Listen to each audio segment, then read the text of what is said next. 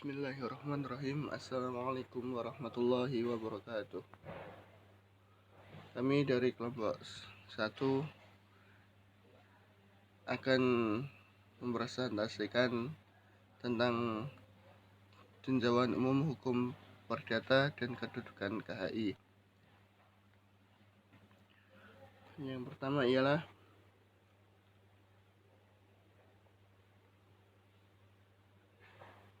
pengertian KHI. Pengertian KHI. Komplikasi hukum Islam atau disingkat KHI adalah gabungan dari 3 suku kata, yaitu komplikasi, hukum, dan Islam. Dari ketiga suku kata tersebut, jika diartikan bisa memiliki arti yang berdiri sendiri-sendiri, atau dengan kata lain tanpa dirangkum dalam kalimat komplikasi hukum Islam sekalipun. Maka kata-kata komplikasi, hukum, dan Islam sudah mempunyai arti yang cukup luas. Namun dalam hal ini mendefinisikan komplikasi hukum Islam, kata-kata hukum dan Islam tidak dapat diartikan secara terpisah, melainkan harus dilihat sebagai satu kesatuan, yaitu hukum Islam, sehingga pemenggalannya menjadi komplikasi dan hukum Islam.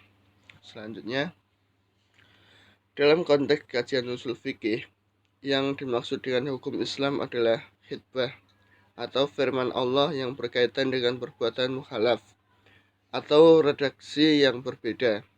Hukum Islam ialah seperangkat aturan yang diterapkan secara langsung dan tegas oleh Allah SWT, atau ditetapkan pokok-pokok untuk mengatur hubungan manusia dengan Tuhannya, hubungan manusia dengan sesamanya, dan hubungan manusia dengan alam semesta atau lingkungannya. Selanjutnya yaitu adalah landasan KHI atau landasan komplikasi hukum Islam.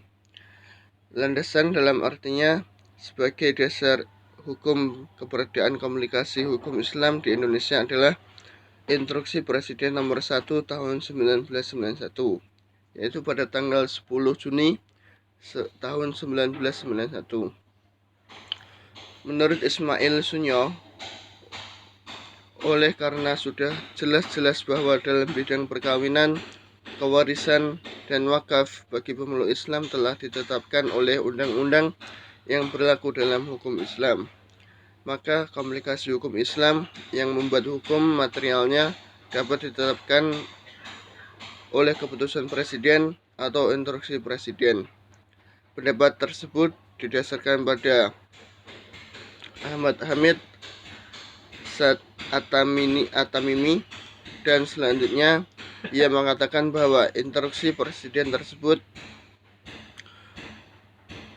dasar hukumnya adalah pasal 4 ayat 1 Undang-Undang Dasar 1945, yaitu kekuasaan Presiden untuk memegang kekuasaan pemerintahan negara. Syarifuddin Djordi, pemikiran politik Indonesia bertautan dengan pertautan negara, khilafah, masyarakat madani, dan demokrasi. Selanjutnya yaitu adalah ruang lingkup KHI atau komplikasi hukum Islam. Ruang lingkup komplikasi hukum Islam di sini terdiri dalam 3 bab kitab hukum dengan urutan sebagai berikut. Yang pertama, buku 1 tentang hukum perkawinan terdiri dari 19 bab dan 170 pasal 1 sampai 70. Buku 2 tentang hukum kewarisan terdiri dari 6 bab dan 12 pasal. Pasal 1 pasal 171 sampai 214. Buku 3 tentang hukum perwakafan terdiri dari 5 bab dan 12 pasal. Pasal 215 sampai dengan pasal 228. Selanjutnya, sejarah penyusunan KHI. Inspirasi komplikasi hukum Islam timbul setelah beberapa tahun Mahkamah Agung membina bidang teknis justisial peradilan agama. Tugas pembinaan ini berdasarkan pada Undang-Undang Nomor 14 Tahun 1970. Wacana ketentuan-ketentuan utama kekuasaan kehakiman Pasal 2 Ayat 1 yang menyatakan bahwa organisasi, administrasi, dan keuangan peradilan dilakukan oleh departemen masing-masing. Sedangkan pembinaan teknis yudisial dilakukan oleh Mahkamah Agung. Meskipun undang-undang tersebut ditetapkan pada tahun 1970, namun pelaksanaannya di lingkungan peradilan agama baru pada tahun 1983. Gagasan untuk mengadakan komplikasi hukum Islam di Indonesia untuk pertama kali diumumkan oleh Menteri Agama Republik Indonesia, Munawir Sadzali, pada bulan Februari tahun 1985. Dalam ceramahnya di depan para mahasiswa IAIN Sunan Ampel, Surabaya. Selanjutnya yaitu tujuan kodifikasi KHI atau komplikasi hukum Islam. Tujuan hukum yang mendekati realistis adalah kepastian hukum dan kemanfaatan hukum. Kaum positivisme lebih menekankan pada kepastian hukum, sedangkan kaum fungsionalis mengutamakan kemanfaatan hukum dan sekiranya dapat dikemukakan bahwa summum ius, summa injuria, summa lex, summa crux, yang artinya adalah hukum yang keras dapat melukai, kecuali keadilan yang dapat menolongnya.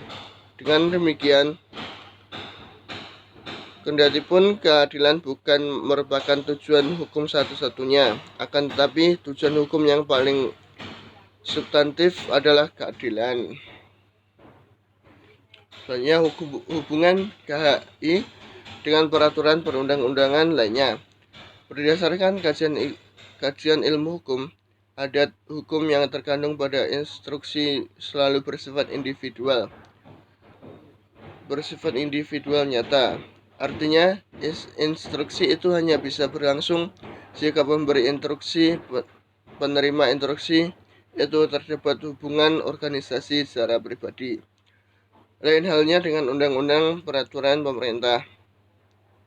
Keputusan presiden selalu bersifat umum, mengikat dan berlaku buat seluruh masyarakat pada suatu negara.